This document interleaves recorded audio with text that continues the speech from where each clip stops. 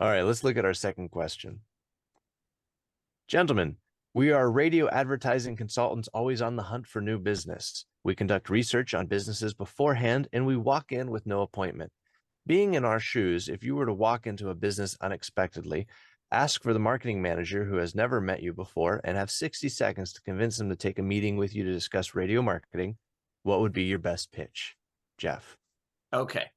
So I will answer the question as asked, but I would just say that for me personally, if you are doing long-term branding, you are trying to convince people that the goal is not to introduce yourself when they need you, but to introduce yourself well ahead of time so that they think of you first and feel the best about you when they need what you sell. And it is usually more convincing to eat your own dog food, right? It is to not walk in cold. So that's a tough situation, right? You're basically cold calling. Now you've done research on them, so you should know something, but it's tough to walk in to somebody with no appointment, and try to shoehorn yourself in their day and say, "Why? Let me tell you all about why I'm perfect for you."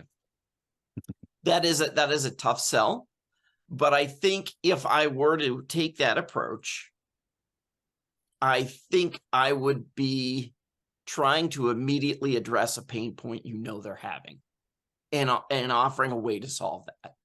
So depending on the business, they might be really hurting because Google is getting more and more expensive and more competitive. And the lead flow, if they're growing, they will reach a point where they're on a paper crack treadmill with digital advertising. And having a way out of that is a huge thing for them. So I would address potentially that pain point. And I don't know, with a marketing manager, it's different, but with the owner of the company, and we typically work with owner operated companies. And we'll see this in another question. Having your business stand for something in the minds of the public is a powerful motivator apart from just the business aspect of it. So that being able to tell their story is a powerful motivator.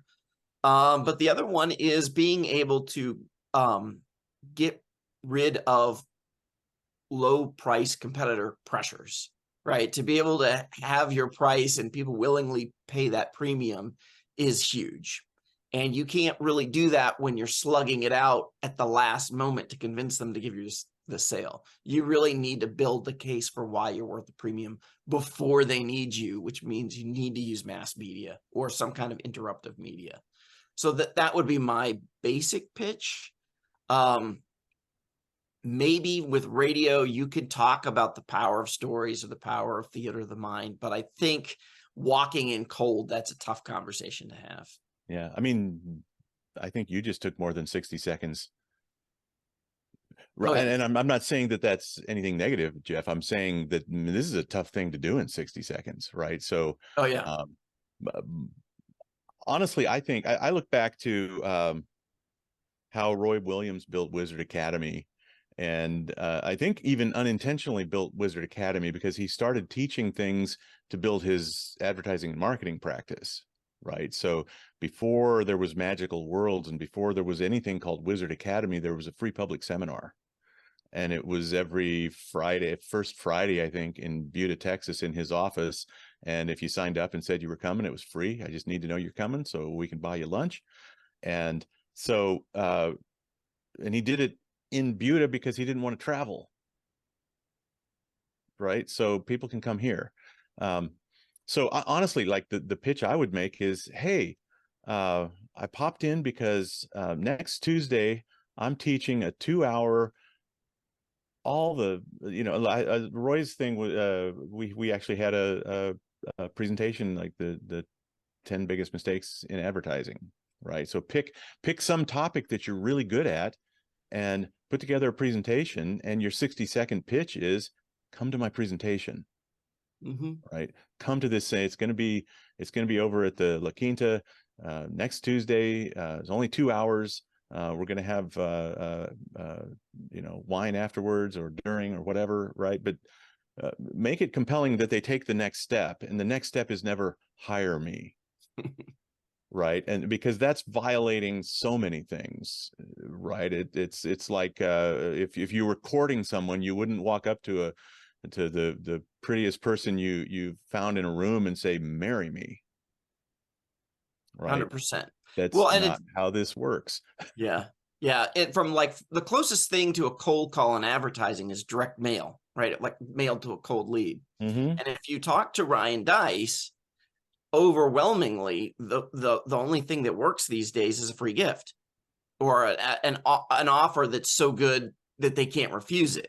And so what you're basically saying, Dave, is you walk in and you offer them a free gift, right? Yeah. Hey, I'm teaching this thing for 2 hours and buying lunch, and it's free if you just want to come. I mean, 20 years ago, I walked into businesses and handed them a copy of Roy Williams' book.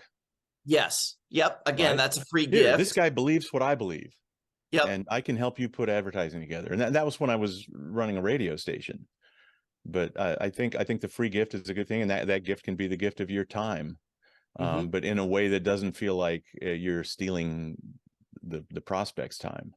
Right. Right. Because that's And what Craig it feels like Arthur, when somebody walks in cold. yeah, Craig Arthur did the same thing, right? He did the How Making Ads Work, which Mhm. is like a mini book. Yeah. And Now, you go you ahead. might even want to mail the book ahead of time and follow up with a call so you're not walking in totally cold, right? Yeah. So they have a reason to meet with you because you already gave them something of value. Yeah. Now, if you can figure out how to do this and succeed at it, you know, the 60-second cold call that made you a rich marketer, I'd like you to come teach that at Wizard Academy. Because we'll go, right? I mean, I'd be there. Yeah. Yeah. Yeah. That'd be fantastic. Yeah. The without repeating what are the awesome tidbits both of you have already said, that's trying to add something new, but it has to be within that vein of, just like Dave said, the goal isn't to sell them on radio or your services. The goal is just to get the appointment, which you actually already alluded to in the way you asked the question. So I think you're already doing that, Jeff. So the thing is, yeah, it's just what would be so enticing, so intriguing, so captivating, that they would, agree to a little bit more time, and maybe even an hour these days is a lot to ask for, initially. And so maybe even it's a 30-minute Zoom call or in person if that's how you work better, but try and see if you can only take 30 minutes of their time. And then what value are you going to bring? Is it going to be the 10 biggest mistakes marketers make or not to make in marketing? Is it going to be how to get off the Google treadmill? Is it going to be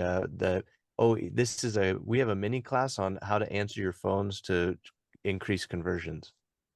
Is that what you actually want them to hire you for? No, but if you have figured out, you've already done your research, that that's a pain point and you can solve a little pain point, then they'll trust you to solve a bigger pain point, and until ultimately you're solving the problem of their whole marketing plan and issues, and you're doing it for them. So what small pain point can you solve or help them feel like you've solved or given them hope that it is solvable in 30 minutes? And then that becomes your 60-second cold call. Hey, this is what we were just doing. And if you can tie it to a belief system, like, I was born and raised here, and I've seen too many of the local businesses go under and get beat out by the big corporate guys. And I want to make sure I'm fighting for all of our small businesses. And here's one thing I've found that helps. And that's your lead in and your tip. Now, if you're out of towner, go with the truth. If that's not your story, don't say that story unless it's true, but, utilize what you've got. So yeah, thanks for writing in. Mm-hmm. Our third question.